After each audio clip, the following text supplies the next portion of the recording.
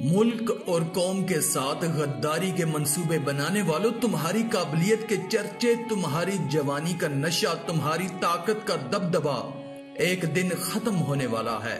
تم نے سنا نہیں کل نفس ذائقۃ الموت؟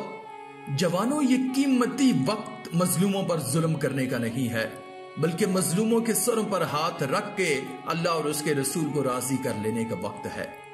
یہ قیمتی وقت وطن کو لوٹنے کا نہیں ہے، بلکہ وطن کے نام پر، دین کے نام پر اپنا تن من دھن قربان کر کے اللہ اور اس کے رسول کو راضی کرنے کا ہے، قبل اس کے کہ روح نکل نہ جائے، تمہاری آنکھیں ہمیشہ کے لیے بند نہ ہو جائیں۔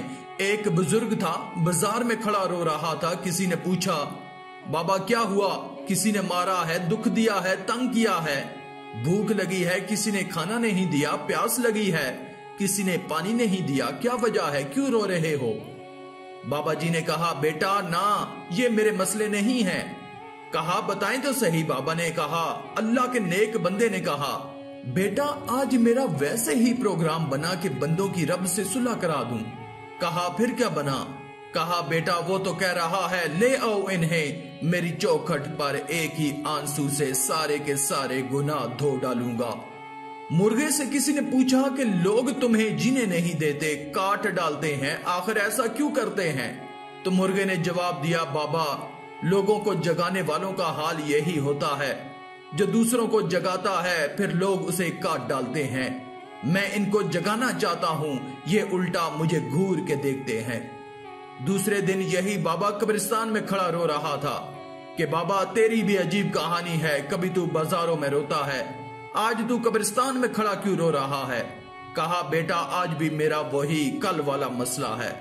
کہا، آج ویسے میرا پروگرام بنا کہ قبرستان والوں کی رب سے صلح کرا دوں۔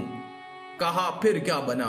کہا، بیٹا یہ تو رو رو کے دعائیں مانگ رہے ہیں، یا اللہ ہمارے ساتھ صلح کر لے، یا اللہ ہمیں معاف کر دے، لیکن وہ آواز دے رہا ہے، نہیں نہیں، تمہاری بخشش کا جو دروازہ تھا وہ بند ہو چکا ہے۔ کسی دانشور سے پوچھا گیا کہ کیا حال ہے تمہارے ملک کا؟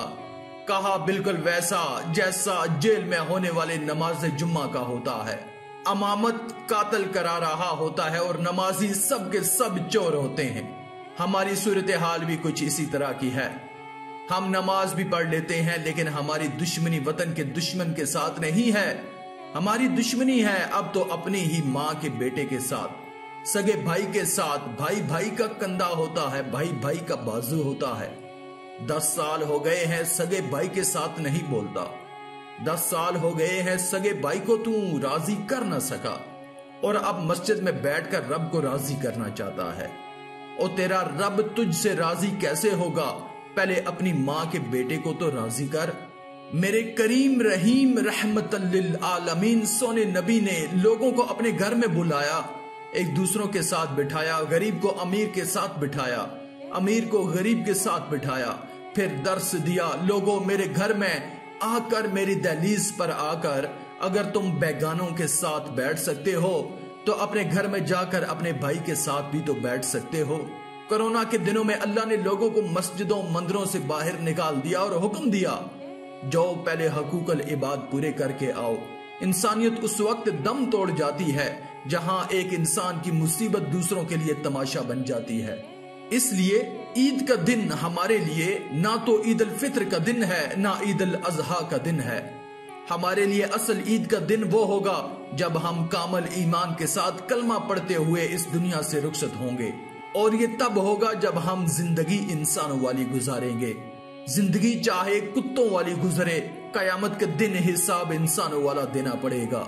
میرے اللہ نے فرمایا کہ اے ایمان والو، پورے کے پورے اسلام میں داخل ہو جاؤ، پورے کے پورے اسلام میں داخل ہو جاؤ، یعنی آدھا تیتر آدھا بٹیر بن کر نہ رہو۔ اگر کردار ایسا ہی ہوا تو پھر مثالیں بھی یہی ہوں گی کہ دھوبی کا کتا نہ گھر کا نہ گھاٹ کا۔ آخر میں اللہ رب العزت سے دعا ہے کہ اللہ ہمیں نیک اعمال کرنے اور برائی سے بچنے اور بچانے کی توفیق عطا فرمائے، آمین یا رب العالمین۔